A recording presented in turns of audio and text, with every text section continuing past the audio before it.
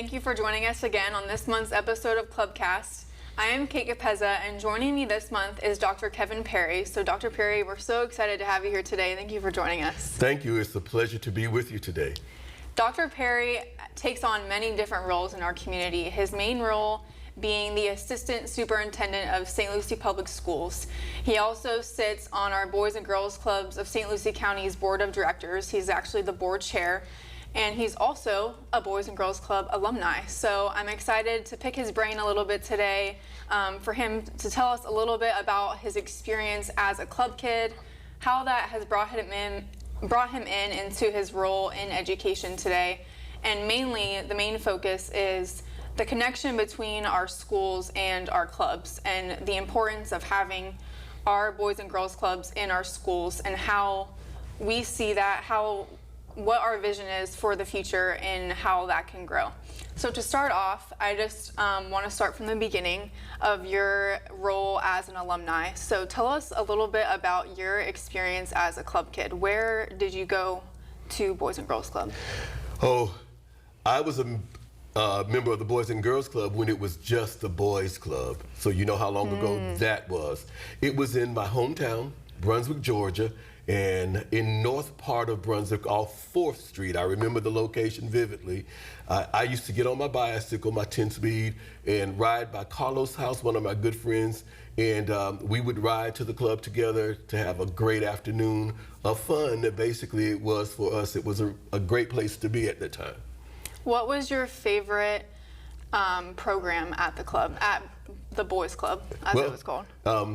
There was a whole host of programs that were really geared toward fun and exercise at the time. I really enjoyed being in the gym, playing basketball, but then there was also a music area too, which is my first love and my passion. And I dibble over in the arts and crafts room too, but I would think that having fun in the recreation area as well as in the music, doing some music things was really the highlight of my time as a club member. It's really cool. That's cool that it started off as the Boys Club. I sometimes forget that it happened that way. Why do you think it's important, especially when it started off that way, to have the Boys and Girls Clubs in communities, and how does that impact?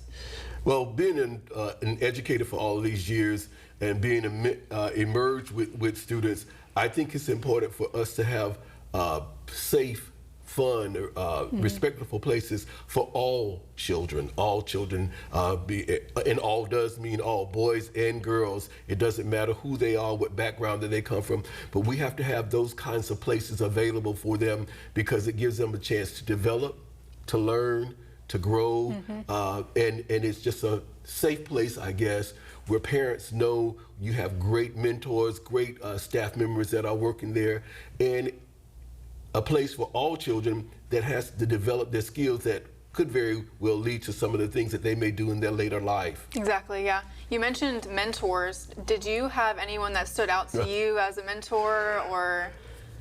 At the club, he was called Slick. Yeah, you know, but his name was Henry Mitchell. He's actually one of my fraternity brothers now. He was one of the directors at the Boys Club. And then I ran into him years later as an adult at the Job Corps Training Center when I worked for him. But it was Slick. He stood out. He was all over the place, making sure that we were thoroughly engaged throughout the time that we spent at the club. That's really cool. What do you think the impact of Boys and Girls Club has had on your life from starting at such a young age? How has that impacted you to where you are now? Well, I think at the club, you learn to dream big. I think at the club, you develop determination and grit, and you are exposed to some things that, again, may lead to some of the things that you do in your future life. My future life, from the time that I was at the club, I became a music educator. I spent many years in the classroom, and then I was principal of the School of the Arts.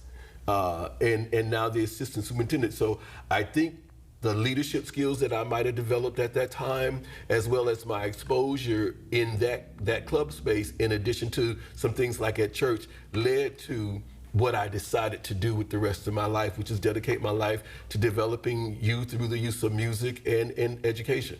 Right, that's really cool that you had all those stepping stones until where you are now. Tell us a little bit about those roles that you just talked about, working for the art school and stuff like that. Tell us a little bit about your experiences with those. Well, I started teaching in Little Rock, Arkansas, and then moved to wonderful St. Lucie County some 36 years ago. And in both of those roles, the main role was the band director, but in Little Rock, I was also the orchestra director. And in St. Lucie County, I served as the band and choir teacher. So as I mentioned to you, my first love, music, I was able to educate other students and hopefully develop the audience of the future and give kids a worldwide wonderful experience as musicians. In addition to that, I was the founding principal for Fort Pierce Magnet School of the Arts, which is now known as CAS. So it gave me a chance to be in the choir room, the band room. We had a steel drum ensemble named Pantastic, and we had one called Pandemonium, which was the adult members on the staff where we got to learn to play steel pans. I could go to the dance studio and say, okay, this is first position. So I just took my love for the arts and made it my career. So I was having fun every day that I went to work. Wow, that's really cool. I never knew that you had so many talents. Yeah. So what drove you to going into those positions in the arts to then being the assistant superintendent of schools? What was your passion that led you into that role? You know, I had some great mentors or directors. In church, it was Leo Moore. In band, it was Denzel Sellers. And they were just great people to be around. Not only were they great musicians and they helped develop our love for, they were just great people, and you wanted to emulate that and then pass that on, which I think is the background. I started singing in church with Betty and Leo Moore and just developed a keen interest in the music area and the exposure that I had from participating in band and choir. Just said, yeah, this is something that I enjoy doing, and then it's something that I could make a career out of by sharing that same kind of love, that energy, and giving students the kind of exposure that I also had as a student musician. Right. So saying that, what do you do in your role now? What all does it entail? Okay. In my role now, my role has kind of evolved over the years. When I first moved to the district, I was a supervisor of schools. Now, a lot of the things that I'm involved with deal with community and our professional relations for the superintendent. But one of the main things that I get to do is stay connected to the music, art, dance, and drama teachers with all of the activities that they have going on throughout the year as they're, again, paying it forward, educating students in those areas.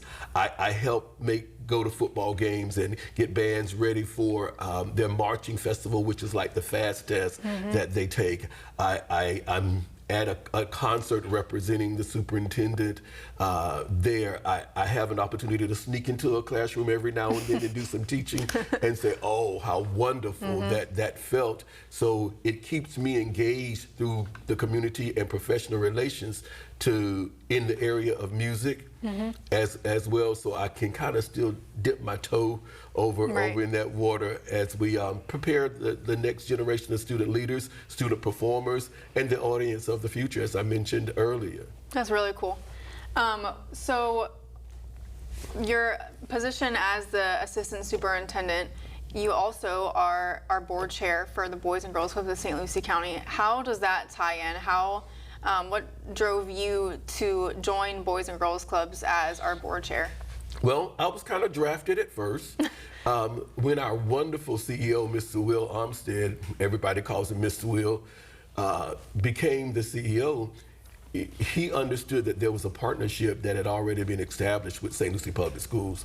At that time, we had a new superintendent starting also, Mr. Gent, and he contacted Mr. Gent about participating with him in a workshop for leaders of organizations down in Miami. Well, the role that I am exercising at this time is community and professional relations. So the superintendent couldn't go at that time during this transition, so he sent me. And Will and I had 3 wonderful days down in Miami talking about what happens at the club, knowing that at that time we also had some clubs in some of our schools. And just on one of our breakout sessions where we had time to have collegial conversation, collaborative conversation, I looked at Mr. Armstead and said, but wait, your kids are my kids, and my kids are your kids. They're the same kids. So with me being the educator that I am, I said it's very important that we link hand in hand and work together, because you're touching the lives of the same kids that we touch during the day, and with us working together more collaboratively, more collegially, we can do better and bigger things for those same kids. Yeah, that exactly. Turned into being a board member, that turned into being an alliance member, that turned into being the chair, because as you know, Mr. Will does not stop. He puts everybody to work on some type of committee so that we can continue to do wonderful things for students here in our district. That's awesome that you sit on our board as the chair. We're thankful to have you, and that connection especially between our schools and our club. You mentioned being a member of the Alliance. Tell us a little bit about, I heard you just led a panel with the Florida Alliance all about board engagement. Tell us a little bit about that experience and how that went leading that. Sure. First of all, the Florida Alliance is made up of board members and representatives from all across the state of Florida, and we advocate for boys and girls clubs. But Ms. Walker, Sharita Walker, another board member, and I had an opportunity to be at the Alliance meeting and lead a panel discussion about 45 minutes to an hour on board engagement. We are blessed in St. Lucie County to have that kind of partnership between the clubs and the schools.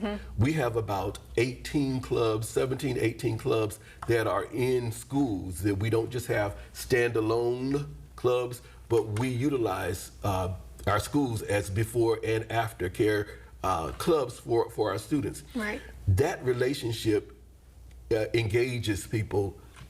In addition to that, as I aforementioned, every board member is attached to some kind of committee, some kind of work. So not only are they doing the work, they're seeing the importance that work does for the students that are members of the club. So we actually see the fruit of our labor. But through our engagement, this summer, we invited board members out to visit clubs. So you get a firsthand look. Sure, we hear about it from wonderful staff members like you in our meetings, but when we get to visit the club and we see the club in action, that's that board engagement. So we had an opportunity to share that kind of information about our experiences sitting on committees, participating in different events for like the Youth of the Year, serving as judges, serving as mentors, those kinds of things, as well as talking about how the school district is a partnership. We have also other organizations that are, other businesses that are also partnering with the boys and girls for the wonderful work that goes on. So we had an opportunity to share that, because many counties may not have that kind of relationship.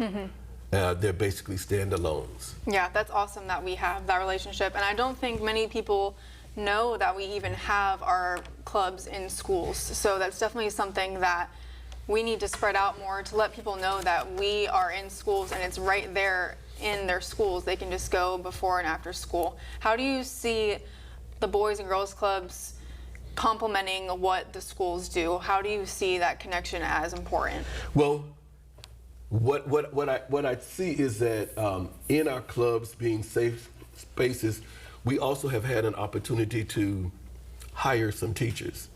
So during their time at the club, there's a homework time. It's so cool that you have teachers that are working with students on a daily basis, so that when they come to the club, you have those same trained educational professionals that can assist. That means you give students another opportunity to be more proficient at what's going on in the club.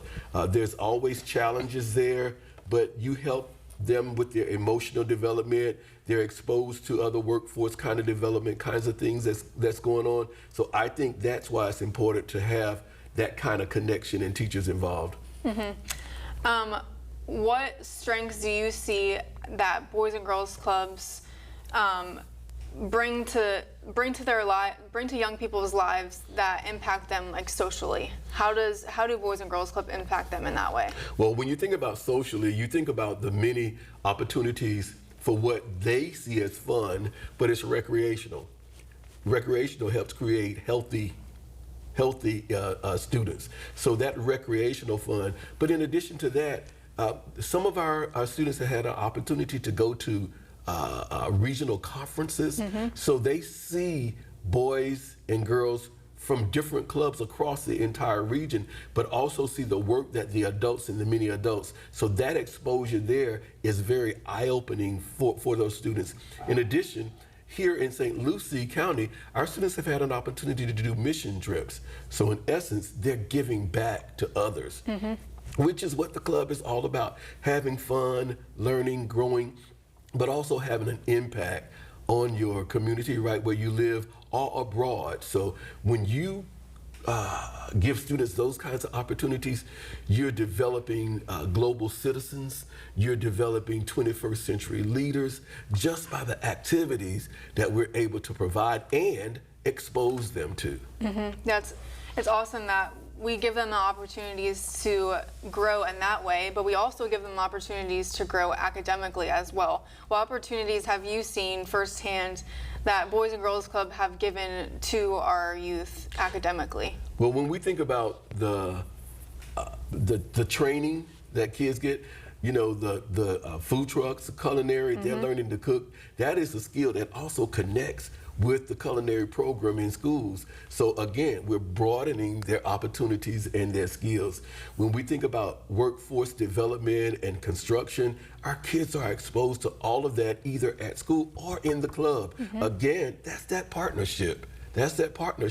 So again, we're helping students grow, learn, increase their knowledge, but also increase their opportunities for something that may lead to a career. Right. To a career in the future, which means we're making our community a better place for those students, but for all of us, So I think it is awesome how I've seen teens that go through Boys and Girls Clubs in the Workforce Readiness Program, and they just a career sparks their interest, and we make a way for them to live out their dream and get that support in order to go on to the next level. Did you ever have, when you were at the Boys Club, did they lead you to your career interest now? How did that work? Well, as I reflect, I think when I think about my time in music and that development, but when I also think about people like Slick, his name is Henry Mitchell, but Slick, and just how they worked with all of us at the club, how they treated us, making sure that it was a refuge for us, that it was a safe place, that it was a fun place, but they taught us how to develop community with those around us. I think I've kind of patterned myself after people that did those same kinds of things for me, and I try to pass that same thing on when I'm working with youth to this day. Right. So how do you see that? What's your vision for the future between our schools and our clubs? How, from your experience first as a club kid and then in the different roles that you've taken on leading up into these years, what's your vision between our clubs and our schools? How do you see that going? Honestly, I think we're on a great track. Again, even though the partnership had already developed between the clubs and the school district, there is more communications happening between the CEO of the club and the CEO, the superintendent of St. Lucie Public Schools. In addition to that conversation that Will and I had, he didn't think he could get teachers. I think we have some 30 teachers employed in our club. So again, enhancing the opportunities for students. We see some things in the club that we are also working on in education. So I think we need to continue our focus on STEM education for students. We need to continue to enhance that workforce development. With the times that we're in, we got to increase mental health support for students. And also, because of the times that we're in, there has to be more opportunities for students to experience things virtually. So virtual learning opportunities. And then I think a big thing is that we have to continue to leverage our community partnerships that provide opportunities and specialized training, specialized program for students, but also that support the local needs. So if there's something in construction, or if there's something in a STEM field, something in automotive, something at the airport, you know, we need to make sure that we're giving those students those kinds of opportunities to learn, but they can also have that exposure and turn it into a career, not just a job. Right. I think that's so important. What would you say to those people, those local businesses considering supporting Boys and Girls Club? What would you say if they're thinking about giving their time, their resources, even if they just want to come and join Boys and Girls Clubs or be a mentor? What would you say to those people considering? I would tell them that it's a wonderful place to be. It's a wonderful place to see and touch the future that are going to be contributing citizens to our society. I think they'll have an impression once they leave the club that, yeah, we really do have some great kids coming up, great leaders that are developing, great people that they may even want to employ. It's a wonderful place to devote your time, your talents, and your treasure. And then you're gonna just feel good when you see the fruits of your labor as well. They'll bring a smile to your face. Yeah, well, even with that, local businesses, but also with alumni, what would you say to alumni like yourself who are considering coming back to Boys and Girls Clubs, even if it's just telling their story, even if they're far away, even if they just want to tell their story? What would you say to them? For those that are alumni, I think those of us that have been touched by the club, it's important that we give back to the club. It's important that we give back to society, the place that had a major impact on us. And I think there's many ways that we could stay connected. You can volunteer. You could do a workshop on something that development for students. You can support a specialized program that's going on at the club, or even events like the chili cook-off. Just support those events because it goes back into the work of the club. And then we know that there's a little cost that has occurred to be a member of the club. Maybe you want to be a part of our booster program, but maybe you want to also sponsor 1 or 2 kids for the year so that those kids that may come from a struggling background will have an opportunity to be in this kind of safe environment and develop, learn, and grow. Right. Thank you for sharing that. I think it's so important that people just know what Boys and Girls Clubs is, especially for those who might not know about how important it is for our youth. And like we talked about, the connection between our schools and our clubs and how that connection can impact our youth both academically and in their personal lives. So as we close out, I just want to kind of give a quick summary. How do you feel that giving back to Boys and Girls Club has impacted your own life? Well, it helped me to develop determination. It helped me determine grit. The Boys and Girls Club was a place where you were taught to dream big. You taught goal setting, and you dreamed about achieving big goals. There's a poem that I know from Edgar A. Guest said, "When things go wrong, as they sometimes will, and the road you're trudging seems all uphill, when the funds are low and the debt is high, and you want to smile, but you have to sigh. When care is pressing you down a bit, rest if you must, but don't you quit." I think the club, through that grit and determination, taught us not to quit. It was a place where, when you reflect, you were able to broaden your horizons about what could be. It's an awesome place because when schools are out, the clubs are in. The clubs are in. So it's a safe place again to learn, to grow, to develop. to dream big dreams, to have an opportunity to be exposed to career-changing, life-changing opportunities. And it's not just for some kids. Right. It's a place for all kids. It's for all kids, right. Thank you so much for sharing all that. We're so thankful to have you here to kind of get your take on things. It's so, like I said before, it's so important, that connection, and we're just happy with the pace it's going in. We're excited to see what happens in the future with the connection. And if you are wanting to know more about, especially what schools that our Boys and Girls Clubs are in, you can look at our website at bgcofslc.org. And if you are an alumni, you can join Club Legacy, which we are now calling it Club Legacy Alumni. You can join our private Facebook group. It's called exactly that, Club Legacy Alumni. And we hope to see you join, and we will see you next month.